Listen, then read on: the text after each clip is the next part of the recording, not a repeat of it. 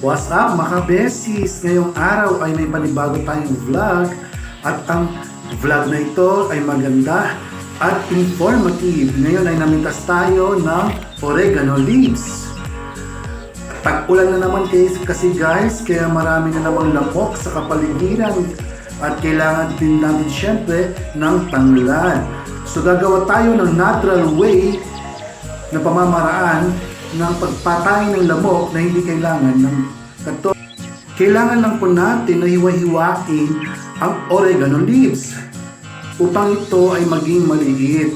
Dahil ito ay ating pakukuluan mamaya sa kumukulong mantika ng around about 15 minutes sa mahinang apoy. At syempre, kailangan natin bukulin yung lemongrass o yung tanglad para mas madali siyang ilagay o isama sa oregano leaves kapag ito ay pinapakulo na sa mantika.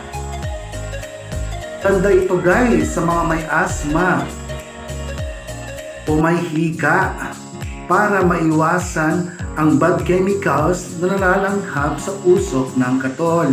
Ito ay natural na pamamaraan ng pagbuksa ng lamok. So ito na nga pala guys, ang kailangan natin 1 cup of oil, asin at saka mitsa na tela. Kailangan ito ay cotton. At ayan, nahiwa na natin yung oregano leaves at kailangan din natin ng empty na garapon. Napatunayan ng siyensya ng oregano leaves at ang dahon ng tanglad ay may active chemicals na matibay pampuksa ng lamok. At ayan na mga kaibigan, mga kabeshis, nilagay na natin sa pali ang mantika. Ang tamang portion is 1 cup of mantika para sa 2 cup na dahon ng oregano leaves. At syempre, kailangan natin dito ng konting pasensya dahil kailangan po natin ito pakuluan ng 15 minutes at syempre sa mahinang apoy lamang para hindi naman masunog ang ating oregano leaves. So ayan mga kaibigan, ilalagay na natin ang oregano leaves sa kawali. At ito ay ating constant na halu-haluin upang even ang pag-distribution o pag-extract ng chemical galing doon sa oregano leaves. At syempre, dapat isama na natin dyan ang tanglad o lemongrass. So ilalagay natin ang lemongrass mga kaibigan.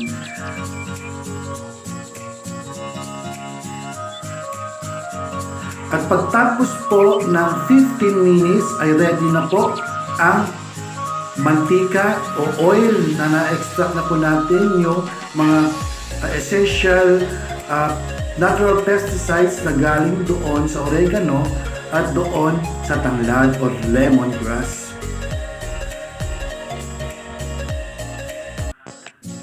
At syempre, kailangan natin itong salain pagkatapos ng 15 minutes para mahiwalay natin yung crust o debris ng oregano at magagamit natin yan mamaya.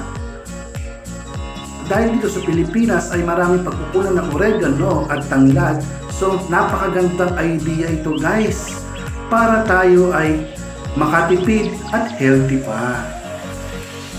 Pinasala na natin guys na mabuti, pinipiga para ma-extract na mabuti ang oil na nasipsip ng oregano. So ayan, tapos na po tayo guys. So kailangan po natin na i-place na po yung crust ng oregano leaves doon sa bottle na may asin at the bottom. Kailangan po tamang-tama lang yung asin ilalagay natin at huwag natin punutin ang garapon. At isesentro natin ang kanyang mitsa para yan po yung ating sisindihan mamaya.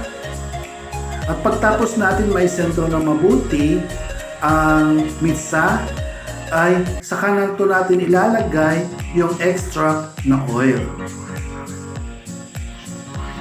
Yan po kasi ang magpapatagal yung oil, magpapatagal ng apoy natin. At saka syempre, nandyan magagaling ang mga natural pesticides na kakailangan natin sa pamatay ng ating mga lamok sa bahay.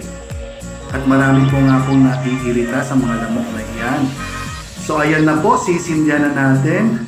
Maraming salamat sa panonood ng ating vlog. Marami pong salamat sa mga taga-subaybay at sana nakatulong ang video na ito para sa inyo at buo nyo mga pamilya.